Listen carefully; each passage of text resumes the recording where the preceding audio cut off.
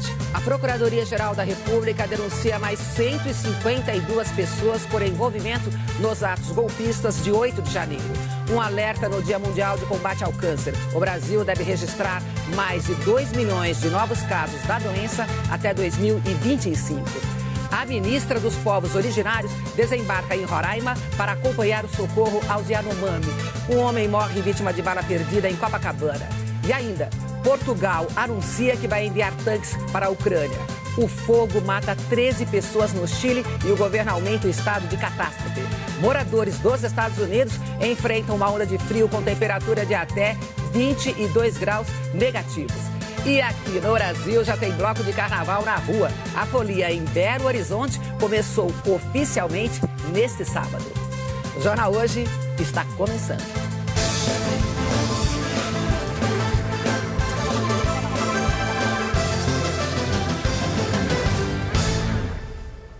E começou a folia. Ruas de várias capitais brasileiras foram tomadas por blocos de carnaval neste sábado. Só no Rio de Janeiro, 600 mil foliões são esperados nos 40 blocos programados para hoje e amanhã.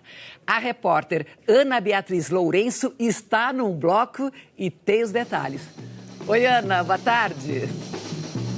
Oi, Sileide. Boa tarde para você, boa tarde para todos. A gente está acompanhando o início do desfile do bloco Imprensa que eu Gamo. É um bloco que foi formado por jornalistas aqui da cidade do Rio e que desfila há quase 30 anos aqui em Laranjeiras, na zona sul da cidade.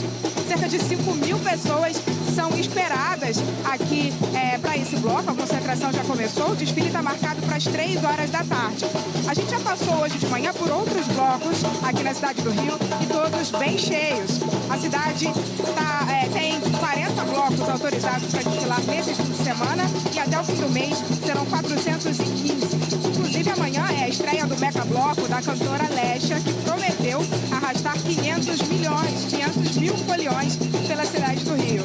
34 mil banheiros químicos estão espalhados pelas ruas também, porque a Guarda Municipal disse que vai multar quem estiver urinando na rua. Vale lembrar que nos últimos 2 anos a gente não teve desfile aqui na cidade por conta da pandemia. Portanto, Sileide, esse é o retorno do Carnaval de Rua aqui na cidade do Rio. Volto com você. Muito bom trabalho, Ana. Já em Belo Horizonte, o calendário oficial do Carnaval começou hoje. A Luana Nunes acompanha um dos blocos. Boa tarde. Boa tarde para você, para todo mundo que está acompanhando o jornal hoje aqui com a gente. Olha só, eu estou no meio aqui do bloco Andar com Fé. E é desse jeito bem mineirinho mesmo, viu, que se pronuncia. O bloco é uma homenagem ao cantor Gilberto Gil. Esse bloco ele é novo, surgiu em 2019, mas já tem folião de carteirinha. No repertório, em vez de samba e marchinhas, tem shot, baião e também reggae. De hoje até quarta-feira de cinzas são esperadas cerca de 5 milhões de foliões aqui em Belo Horizonte. Por isso, a Prefeitura preparou um forte esquema para garantir a segurança das pessoas. Só neste fim de semana vão desfilar mais de 30 blocos. Carlos Eduardo Alvim acompanhou o primeiro desfile hoje cedo.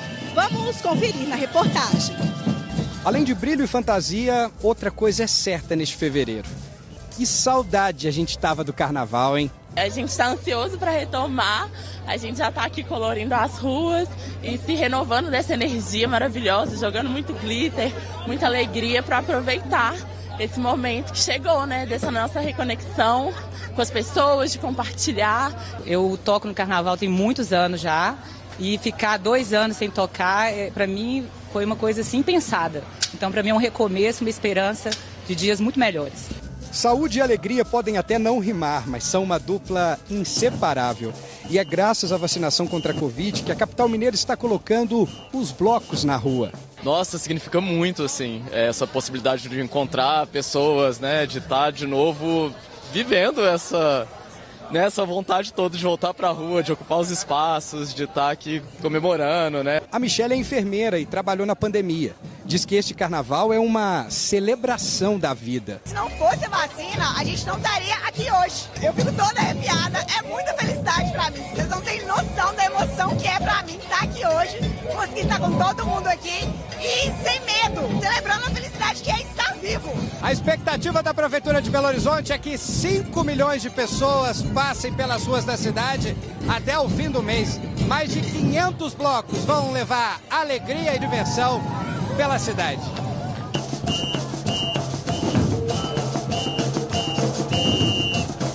A festa de rua tem números grandiosos no Brasil.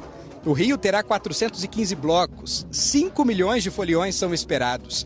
E São Paulo terá 511 blocos, para uma multidão estimada em 15 milhões de pessoas. O primeiro bloco a desfilar hoje cedo em Belo Horizonte foi o Como Te Llamas, que neste ano homenageia a floresta amazônica. A Camila veio a caráter. Pô, como te llama, vou de lhama. Aí ficou isso, a fantasia. E toda vez que tem o bloco, eu saio com ela, né? Porque uma vez no ano só, tem que aproveitar. Galera, vem pra BH, o carnaval tá incrível, tá uma delícia. A gente tá na rua fazendo o carnaval acontecer. E é isso, vem pra cá, vem pra conhecer o carnaval de BH. E Salvador, que tem um dos carnavais mais procurados do Brasil, abriu outra temporada. A temporada dos cruzeiros. Até abril, 300 mil turistas brasileiros e estrangeiros devem chegar à cidade pelo mar. Chegar a Salvador pela Baía de Todos os Santos é se deparar com uma imagem para guardar na lembrança. No desembarque, o calor da receptividade dos baianos.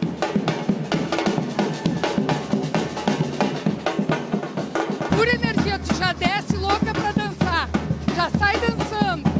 São poucas horas na cidade, mas muito bem aproveitadas. Esse casal foi à praia pela manhã e voltou ao navio para buscar os filhos e desbravar outros pontos turísticos. Todo baiano é um marqueteiro da cidade. A gente estava lá no Farol da Barra, ele já falou, você tem que conhecer, ir lá adiante, conhecer o Pelourinho, conhecer isso. E por falar em propaganda... Fala, meu irmão, boa tarde. Meu nome é Anderson, vamos dar um passeio na Bahia. Venha conhecer a Bahia aqui, venha. O melhor guia de Salvador. É quando os motoristas aproveitam para faturar. O passeio de 4 horas de carro custa em média R$100 por pessoa. Faz esse trajeto todo com o cliente, a gente leva com segurança, conforto, carro bom, tudo isso a gente dá de melhor. Fora o atendimento do baiano, que é maravilhoso, né? Até abril, devem desembarcar no Porto de Salvador 300 mil passageiros em 77 embarcações. É a melhor temporada desde 2014. Em apenas um dia, a capital chegou a receber quase 10 mil turistas em 2 navios. O número de escalas cresceu e o volume de passageiros cresceu e o tamanho dos navios cresceram. Além disso, as companhias hoje têm pacotes de vários valores, de várias formas. Não faltam atrações turísticas perto do Porto de Salvador. Quem sai do elevador Lacerda já está dentro do Pelourinho. Conhecer tantos lugares em poucas horas encanta quem chega aqui. Tenho 68 anos, nunca vim para Salvador, nunca vim para Bahia. Lindo, era o meu sonho. Esse sorrisão da baiana tem outro motivo além do acolhimento aos turistas. Sabe quantos acarajés ela vende por dia quando tem cruzeiro na cidade? Minha filha, é mais de 1.000 acarajés. Mais de 1.000 por dia, graças a Deus. Hora da previsão do tempo com a Jaqueline Brasil. Boa tarde, Jaqueline. Oi, Zileide, boa tarde. Boa tarde para você também que está aqui com a gente no JH. Vem cá, calor garantido nesse fim de semana? Está em praticamente todo o país, Zileide. Que bom. Que ótimo, né? Em quase todas as capitais, os termômetros hoje devem passar dos 30 graus. Só que o que chama a atenção é a sensação de muito mais calor. Sabe aquela sensação de abafamento? Um dos motivos está aqui, ó. Umidade do ar alta em grande parte do país, acima dos 45%. E nessa condição, o suor não evapora, ficando grudado mesmo na pele. Sem a troca de calor, fica muito mais quente, né? No Rio, a máxima agora à tarde de 38 graus, só que na pele a sensação de 47, quase 50 graus. Aqui em São Paulo temos imagens ao vivo, tá bem nublado, mas ó, abafado, em 30 graus agora, sensação de 30 32 e com chance de chuva que pode ser forte em alguns bairros. Pulando para Belo Horizonte, a gente viu agora há pouco ali ao vivo o pessoal animado, previsão de chuva isolada, faz 32 graus, mas na pele a temperatura de 34. Tarde quente também em Vitória, com 35. Goiânia, Palmas, também Fortaleza com 31. João Pessoa, 32 e 29 em Florianópolis. Olha o calor. Agora, além do calor, tem chuva, né? Tem chuva sim, em praticamente todas as regiões. A previsão de pancada isolada, olha só, do sul do Rio Grande do Sul, passando por quase todo o sudeste, todo o centro-oeste, norte e grande parte do nordeste também. O tempo fica firme do centro-oeste gaúcho do Espírito Santo, passando até, olha, por Minas Gerais e o sul da Bahia, também o norte do estado, até o Rio Grande do Norte. O alerta de temporal vale para você que está no oeste paulista, no norte do Paraná, no sul de Goiás e em áreas de Mato Grosso do Sul e Mato Grosso. Vamos dar um pulinho então em Cuiabá, para ver como é que está o tempo agora. Temos ali uma faixa ali do céu de Cuiabá, faz 30 graus agora e a qualquer momento pode chover forte. Agora é amanhã, domingo, qual a previsão? Temos então previsão de chuva e de calor, tá? Verão, não tem jeito, amanhã vai esquentar e especialmente à tarde o risco de chuva aumenta, principalmente no Amazonas, também em Mato Grosso. Mas eu vou destacar também a chuva forte e volumosa para São Paulo e para o Rio de Janeiro. E é uma situação preocupante porque, como já choveu muito em algumas cidades dos dois estados, há risco de alagamentos já hoje, tá? E a pior condição para essa área aqui em laranja. Então, pegando o litoral norte paulista e também o Vale do Paraíba. O risco é alto. Algumas temperaturas para amanhã, para vocês já se programarem. Vitória com 35, tempo firme. A mesma condição para Porto Alegre com 32. Já Rio de Janeiro, aquela pancada à tarde, mas calorão de 37. E Natal, a chuva mais isolada ainda, com máxima de 30 graus. Obrigada, Jaqueline, e até a próxima. Até a próxima. E ótimo domingo. Para você também e para você também. Tchau. Bom, uma onda intensa de frio vinda do Ártico está gelando o nordeste dos Estados Unidos. Quem traz as informações para a gente é a Raquel Krahenbuhl, lá de Washington. Raquel, boa tarde. Como está o frio por aí? Olha, Zileide, esse calorão aí que vocês estavam falando, deu até inveja na gente aqui debaixo de um frio perigoso, Zileide. Aqui em Washington, na capital, a sensação térmica agora é de menos 12 graus. E como eu, quase 100 milhões de pessoas aqui no nordeste dos Estados Unidos, no leste do Canadá, estão debaixo dessas temperaturas congelantes, perigosas. As autoridades alertam que o congelamento de extremidades do corpo, nariz, dedos, pode acontecer em menos de 10 minutos. Já tem relatos disso acontecendo pelo país. E os meteorologistas falam que esse frio é daqueles que acontece uma vez a cada geração. O vento mais frio de todos os tempos foi registrado ontem no estado de New Hampshire. O observatório de Mount Washington teve sensação térmica mais baixa do que lá no planeta Marte, Zileide, menos 79 graus. Em Marte, para a gente ter uma ideia, a mínima da semana, segundo a NASA, foi de menos 76 graus. A cidade de Boston também decretou emergência de frio.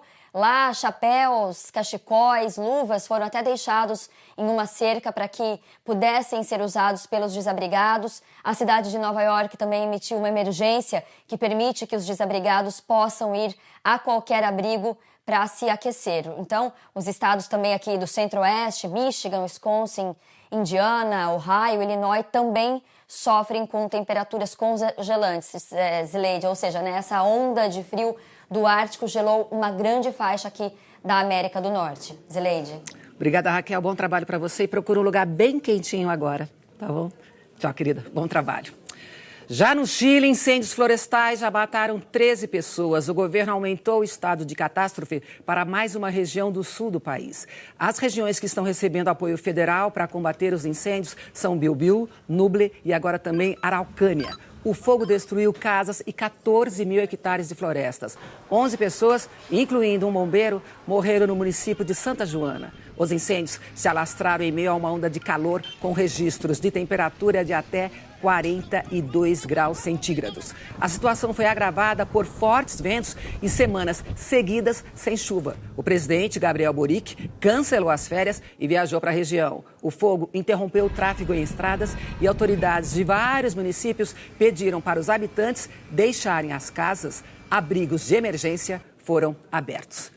Bom, de volta ao Brasil, Belo Horizonte ganhou uma aliada bem pequenininha, mas eficiente para cuidar das árvores e dos jardins da cidade. São as joaninhas. Quem vê essas árvores assim, tão imponentes, não imagina como estava isso aqui 10 anos atrás. Era tanta praga que 43 ficos tiveram que ser podados. Estava podre para cair, né? E agora olha essa beleza que está aqui, né? A salvação veio de bichinhos bem miúdos, as joaninhas. Ela é como se fosse um pequeno grande leão numa horta, né? Então, assim, ela é o predador mesmo. Ela vai à caça, então, dos pulgões e das cochonilhas para acabar com esse inimigo, né? Com essa praga que a gente chama nas hortaliças. Aqui funciona uma espécie de fábrica de joaninhas. Em cada caixa, que simula um jardim, são colocados 50 insetos para acasalar. A gente faz a manutenção desses recipientes, dia sim, dia não, e a gente faz a retirada desses ovos aqui. E aí a gente transfere para um outro pote, onde esses ovos irão eclodir e terão as larvas. Muitas são soltas aqui. Nos fundos da biofábrica tem uma horta que atende ONGs e escolas públicas. Seu Zé cuida dos canteiros há 30 anos. Diz que depois da chegada desses simpáticos visitantes, as verduras são outras. É uma companheira da gente aqui na horta. Os meninos da escola ficavam a joaninha aqui. E eu falei assim, falava com eles, não matam. Isso aí é vida, ela tem que estar combatendo as pragas, tudo que tem aqui.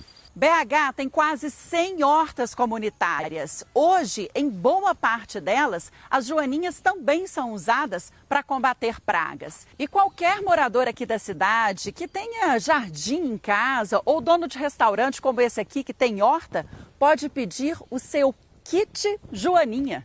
O kit da prefeitura é esse aí, um potinho com mais ou menos 10 larvas. A gente coloca dentro desses pacotinhos com alguns informativos aqui dentro de como você faz a liberação no meio ambiente, as espécies que nós cultivamos aqui e, no caso, um pacotinho também com sementes de plantas atrativas para joaninhas, como coentro, mostarda, erva doce. É bater o olho na folha da mostarda e a engenheira agrônoma logo vê. Esse aqui é o pulgão, ó. Vai jogando as larvinhas assim, ó.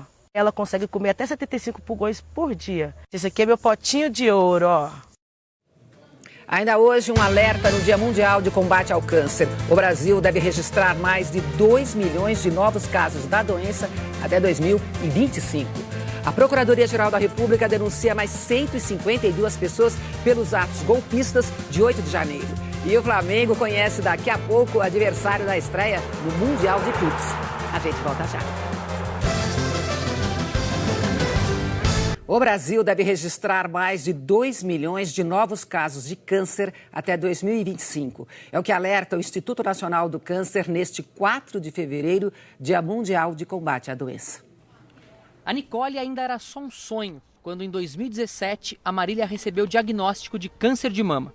Ela tinha 31 anos. Eu fui fazer alguns exames de rotina e no ultrassom detectou o nódulo, bem no início, com menos de 1 centímetro ainda. Em 2018 ela concluiu o processo de radioterapia e começaram as tentativas de gravidez. 5 anos depois, ela está curada e é mãe. A estimativa do Instituto Nacional do Câncer é de que 704 mil novos casos da doença sejam descobertos anualmente entre 2023 e 2025. Em 2020, 210 mil pessoas morreram no Brasil por complicações do câncer. De acordo com o INCA, o tumor maligno mais comum no país é o de pele não melanoma, quase 1/3 do total. Entre as mulheres, os que mais matam são os cânceres de mama, pulmão e intestino. Entre os homens, próstata e, de novo, pulmão e intestino. No Parque Vila Lobos, em São Paulo, foi montada uma cabine equipada com luz ultravioleta para mostrar para as pessoas a ação do protetor solar para evitar o câncer de pele. Ele impede a passagem da luz, como se fosse uma barreira para o sol. Pela diferença de cores, dá para perceber. O Dia Mundial do Câncer é uma iniciativa internacional para alertar sobre a importância de medidas contra a doença. De acordo com os médicos, é fundamental estar em dia com os exames de prevenção e, principalmente, manter hábitos saudáveis. Para a mulher, mamografia e ultrassom de mama a partir dos 40 anos, feito todos os anos. Para o homem, né, o toque retal e o PSA a partir dos 50 anos. Para a mulher, o exame do Papa Nicolau, o exame ginecológico, a partir dos 18 anos ou do início da vida sexual. E para ambos os sexos, a colonoscopia a partir dos 45 anos. O câncer, e muitas vezes, ele se desenvolve por conta de fatores externos, né? Então, o sedentarismo, o uso de álcool, o tabagismo. Então, você se prevenir, né, evitando fatores de risco, é o melhor remédio contra o câncer. Para reforçar os cuidados na prevenção do câncer, a Associação Brasileira de Linfoma e Leucemia está realizando uma campanha chamada Vá de Lenço. A ideia é que profissionais da saúde, artistas, influenciadores e a população em geral postem uma foto usando um lenço, marquem a hashtag da campanha e compartilhem iniciativas de combate à doença.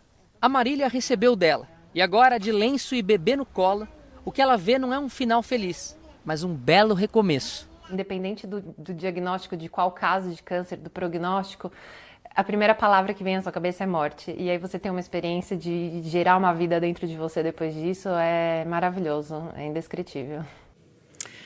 E como o diagnóstico precoce é fundamental. Eu fui diagnosticada 2 vezes com câncer de mama e graças a esse diagnóstico precoce eu estou curada.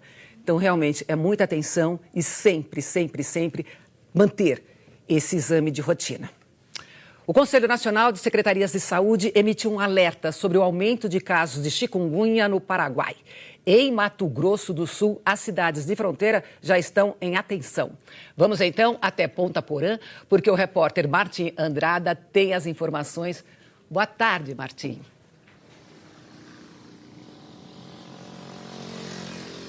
Oi, Zileide, tudo bem? Boa tarde para você, boa tarde a todos. Olha, para o pessoal que está assistindo a gente, para entender melhor, só essa rua aqui separa Ponta Porã, em Mato Grosso do Sul, e Pedro Juan Cavalheiro, no Paraguai. As secretarias municipais de saúde das 2 cidades dizem que a gente já tem aqui no lado brasileiro 7 casos de chikungunya e 20 no lado paraguaio. Mais de 200 mil pessoas vivem nessas 2 cidades e milhares cruzam a fronteira várias vezes por dia. Por isso a prefeitura aí, claro, disse que vai reforçar os trabalhos de combate aos focos, mas está pedindo para que a população mantenha limpo os quintais e os terrenos, porque o vírus está circulando por aqui. O Ministério da Saúde do Paraguai confirmou no último balanço 8 mil casos da doença, já 11 pessoas morreram, entre elas 2 recém-nascidos. Viu, Zileide? Muito triste, né? Volto com você. Triste demais? Bom trabalho para você. E um homem morreu baleado hoje de manhã em Copacabana, na zona sul do Rio. Ele passava por um mercado onde 2 homens discutiam e um deles atirou. O Diego Aidar traz os detalhes ao vivo. Boa tarde, Diego. Oi, Zileide, boa tarde para você, para todos os amigos do JH. O Cláudio Veríssimo Freitas tinha 44 anos, morreu aqui nessa calçada. A gente está na rua Siqueira Campos, em Copacabana, na zona sul do Rio. Ele estava bem aqui ao lado dessa van, porque era mais um dia de trabalho. Ele tinha acordado cedo, eram 7h30 da manhã, quando tudo aconteceu. O que as testemunhas contaram foi o seguinte: havia 2 pessoas brigando, que inclusive antes já tinham discutido. Uma delas ameaçou que ia buscar uma arma, foi e voltou realmente com essa arma. Elas começaram a discutir, essas 2 pessoas, e em um determinado momento, uma pessoa tirou na outra. E o Cláudio, que estava aqui nessa van, carregando material, inclusive a gente consegue ver aqui que tem material de praia, cadeira, mesa, ele acabou sendo baleado sem mesmo ter nada a ver com essa discussão. Ele, infelizmente, não resistiu e morreu. Aqui na calçada a gente consegue encontrar os moradores que relataram que foram vários tiros, mas aqui a gente ainda tem algumas cápsulas, né, pelo menos uma cápsula, que a polícia deve recolher, em princípio uma cápsula de pistola 9mm. A Delegacia de Homicídios da capital do Rio já abriu um inquérito para investigar esse caso, né, para ouvir testemunhas. Eram 7h30 da manhã, mas mesmo assim é um horário que nesse horário já tem bastante gente passando aqui pelas ruas de Copacabana, e também que pode ajudar a polícia a esclarecer esse caso são as câmeras de segurança. Tem muitas câmeras por aqui que podem ter registrado o momento em que o Cláudio foi baleado. Zileide, é com você. Obrigada, bom trabalho. 2 pessoas ficaram feridas durante tiroteios em comunidades da zona oeste do Rio. Moradores registraram uma troca de tiros entre policiais militares e criminosos em um dos acessos à Cidade de Deus. Um motociclista que passava pelo local foi baleado. Ele foi socorrido. Na comunidade vizinha, Gardênia Azul, um adolescente de 16 anos foi baleado na barriga em outro confronto com a polícia. A polícia disse que apreendeu com ele uma pistola, carregadores e entorpecentes. O adolescente está internado sob custódia de policiais. A Marinha Brasileira afundou ontem o porta-aviões São Paulo. A embarcação estava no centro de uma polêmica há mais de 3 meses. Essa é a última imagem do porta-aviões São Paulo. A foto foi feita por satélite e foi divulgada ontem pelo Greenpeace, poucas horas antes de a embarcação ser afundada.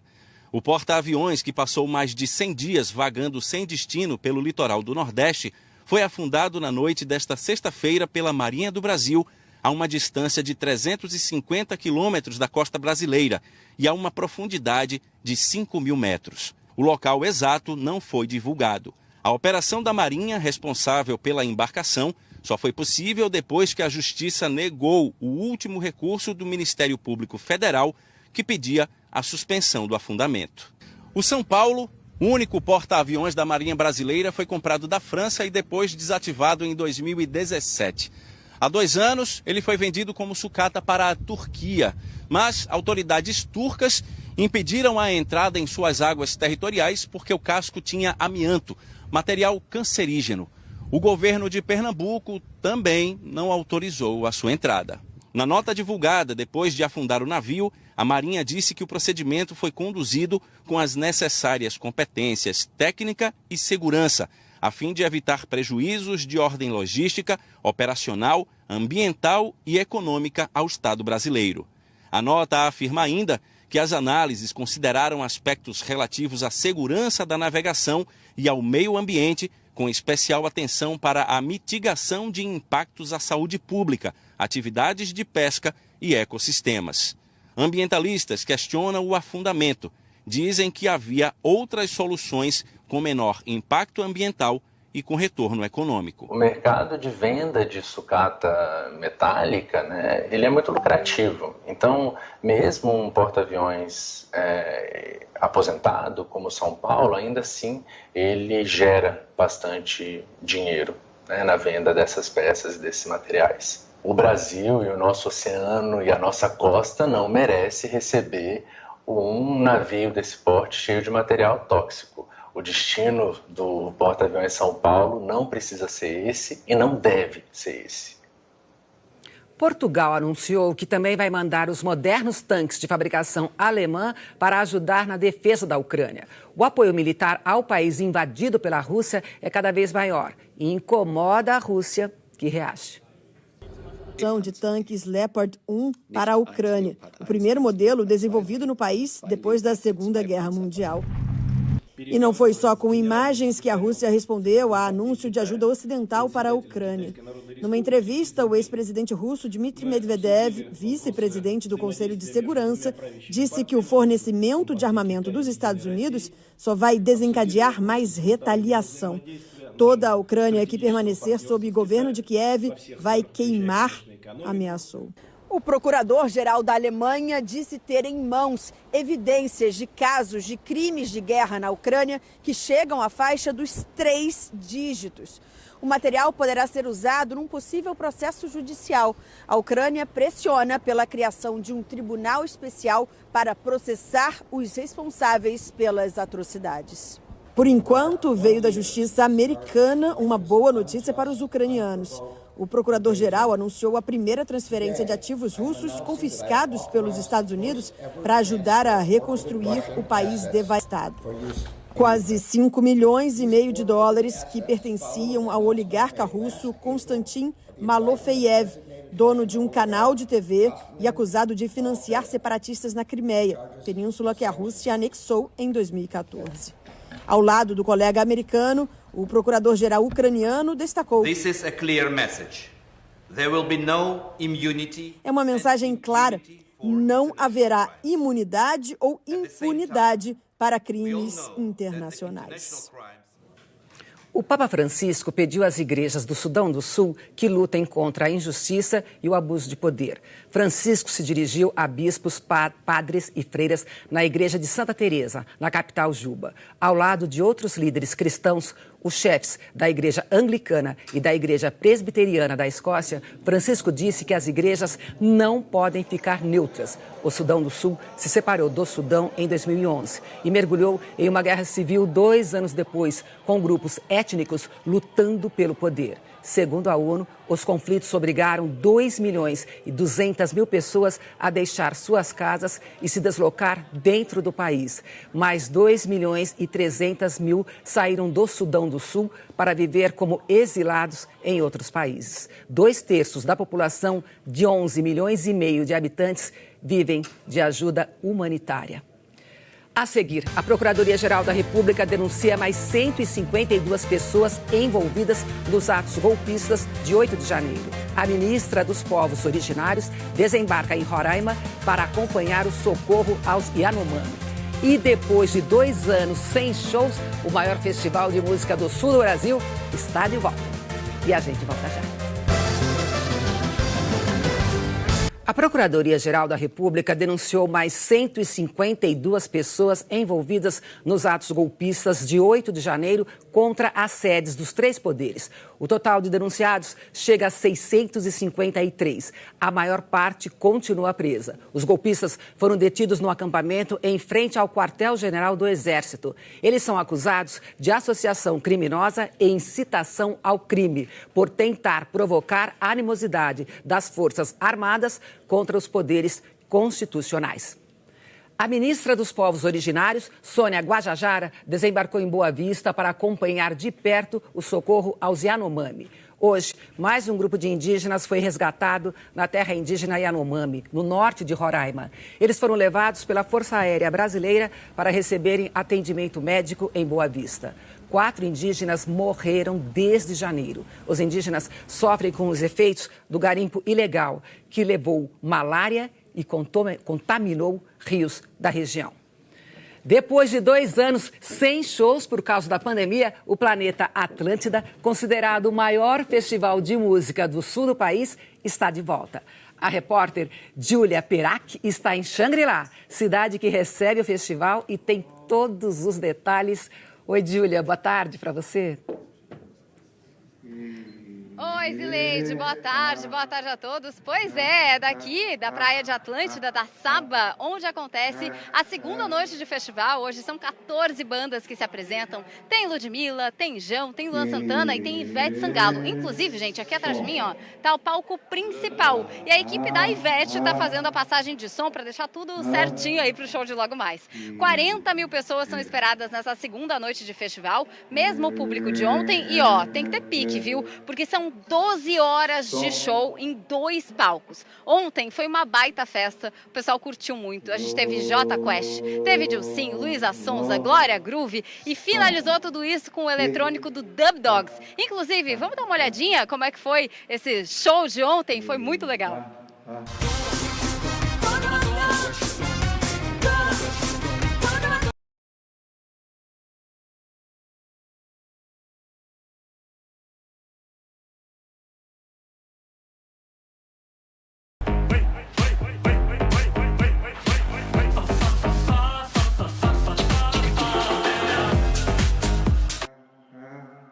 Zileide, os portões eles abrem às 4 horas da tarde, os shows começam um pouquinho antes das 6. E uma coisa que quase nunca falta no Planeta Atlântida é chuva. A gente está numa estiagem aqui no estado, quase não chove, mas ó, nesse fim de semana ontem choveu, agora começou uma garoinha, mas isso não atrapalha aqui os planetários não, viu? Todo mundo curte muito e ainda tem ingresso à venda. Voltamos contigo aí no estúdio. Sim, a festa foi bonita, deu para notar isso aqui, pelo menos com esse pouquinho que nós recebemos aqui. Boa tarde e bom trabalho para você.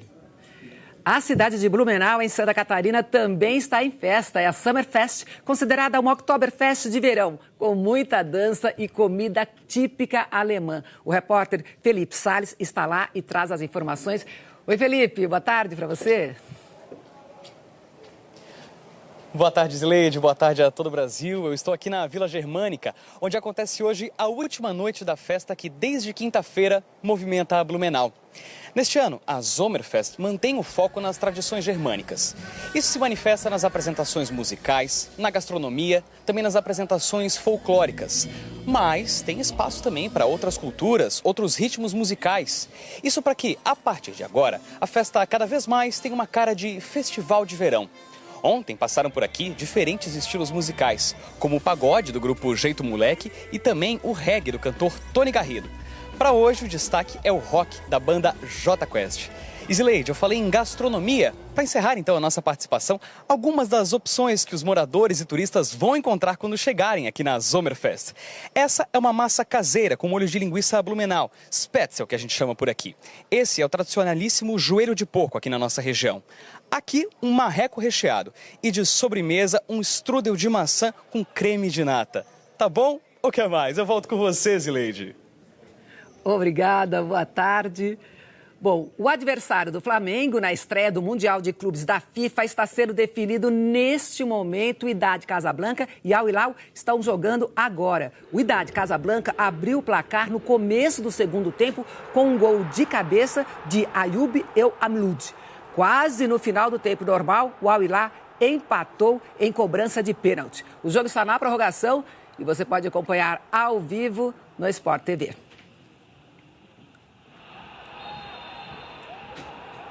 E agora? Fico no 1.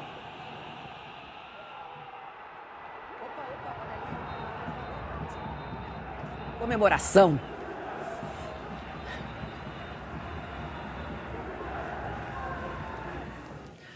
O Jornal Hoje termina aqui. Você acompanha outras notícias no Jornal Nacional.